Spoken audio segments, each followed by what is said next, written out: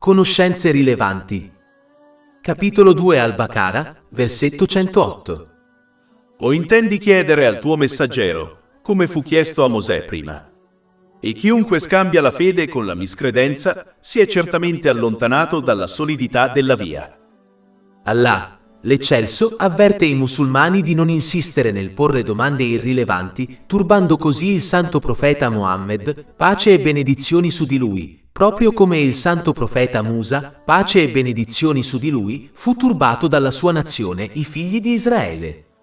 Capitolo 2 Al-Baqara, versetti 67-71. E ricordat quando Mosè disse al suo popolo: in verità, Allah vi ordina di macellare una mucca. Dissero: ci prendete in giro. Disse: cerco rifugio in Allah dall'essere tra gli ignoranti. Dissero: invoca il tuo Signore affinché ci spieghi di cosa si tratta.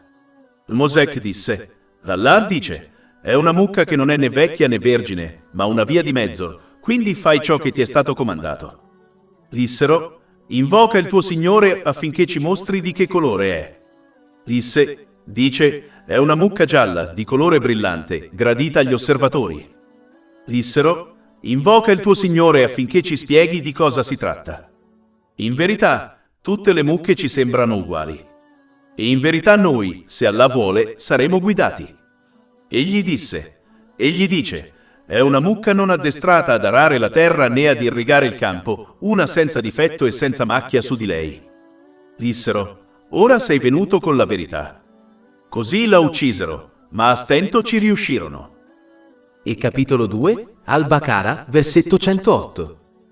Oppure intendi chiedere al tuo messaggero, come fu chiesto prima a Mosè? Come chiaramente indicato nei versetti che parlano del santo profeta Musa, la pace sia su di lui. Porre domande irrilevanti distrae solo le persone dal concentrarsi su ciò che è rilevante per loro, il che a sua volta rende la loro vita più difficile. Ciò si applica sia alle questioni mondane che a quelle religiose. Un musulmano deve concentrarsi sulla ricerca di quelle questioni che saranno messe in discussione nel giorno del giudizio. Tutto il resto deve essere lasciato da parte, poiché questo lo distrarrà solo dalle cose che devono imparare e su cui devono agire. Come consigliato in un hadith trovato in Sahih Muslim, numero 3257, i musulmani devono evitare di porre domande inutili e invece concentrarsi sull'evitare ciò che è stato loro proibito e sull'adempiere a ciò che è stato loro comandato di fare. Purtroppo, molti musulmani, persino studiosi, sono caduti nel discutere su questioni irrilevanti che non saranno messe in discussione nel giorno del giudizio.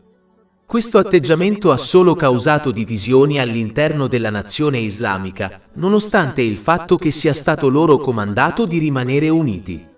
Persistere in questo atteggiamento significa solo allontanarsi dalla fede nel sollievo, che è sempre collegata a questioni e argomenti rilevanti che saranno messi in discussione nel giorno del giudizio, verso l'incredulità, che è sempre stata collegata a questioni e argomenti irrilevanti. Capitolo 2 Al-Baqara, versetto 108. Oppure intendi chiedere al tuo messaggero, come fu chiesto a Mosè prima? E chiunque scambia la fede con la miscredenza si è certamente allontanato dalla solidità della via.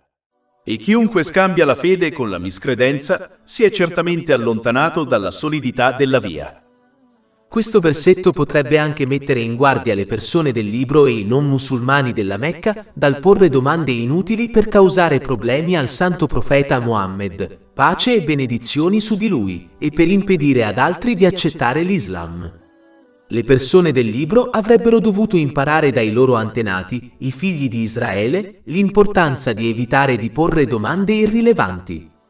Poiché i loro studiosi possedevano le scritture divine che discutevano del Sacro Corano e delle tradizioni del santo profeta Mohammed, pace e benedizioni su di lui, non avevano bisogno di comportarsi in questo modo, poiché la verità dell'Islam era molto chiara per loro. Capitolo 6 Al-Nam, versetto 20. Coloro ai quali abbiamo dato la scrittura la riconoscono il Sacro Corano, come riconoscono i loro propri figli. E capitolo 2, Al-Baqara, versetto 146. Coloro ai quali abbiamo dato la scrittura lo conoscono il profeta Mohammed, la pace sia su di lui, come conoscono i propri figli. E i non musulmani della Mecca vissero con il santo profeta Mohammed, pace e benedizioni su di lui, 40 anni prima che annunciasse la profezia, e quindi sapevano che non era un bugiardo. Capitolo 10 Yunus, versetto 16. Perché ero rimasto tra voi una vita prima di ciò. Allora non ragionerete.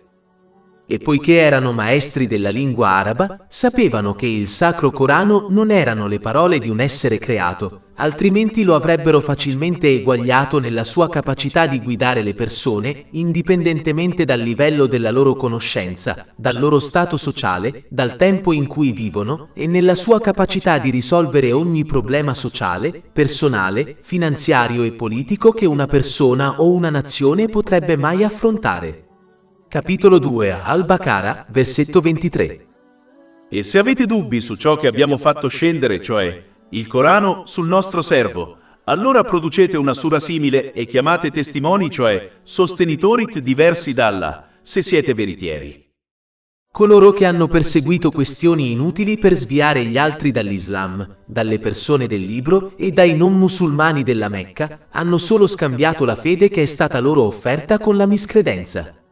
Capitolo 2 Al-Baqarah, versetto 108. E chiunque scambia la fede con l'incredulità si è certamente allontanato dalla via sana. Chi si allontana dalla retta via non incontrerà altro che difficoltà in questo mondo e il suo cammino non finirà in paradiso nell'aldilà, poiché ha dimenticato la sincera obbedienza ad Allah, l'esaltato, che implica l'uso delle benedizioni che gli sono state concesse in modi graditi a lui, come delineato nel Sacro Corano e nelle tradizioni del santo profeta Mohammed, pace e benedizioni su di lui. Capitolo 20 Taga, versetti 124-126. E chiunque si allontana dal mio ricordo avrà una vita depressa, cioè difficile, e noi lo raduneremo, cioè lo resusciteremo cieco nel giorno della resurrezione. Egli dirà: mio Signore, perché mi hai resuscitato cieco mentre che una volta che vedevo? Allah dirà: così vi giunsero i nostri segni e li dimenticaste, cioè ignoraste, e così sarete dimenticati in questo giorno. Oltre 500 ebook, audiolibri, infografiche, podcast e blog gratuiti disponibili sul nostro sito web www.shaykhpod.com.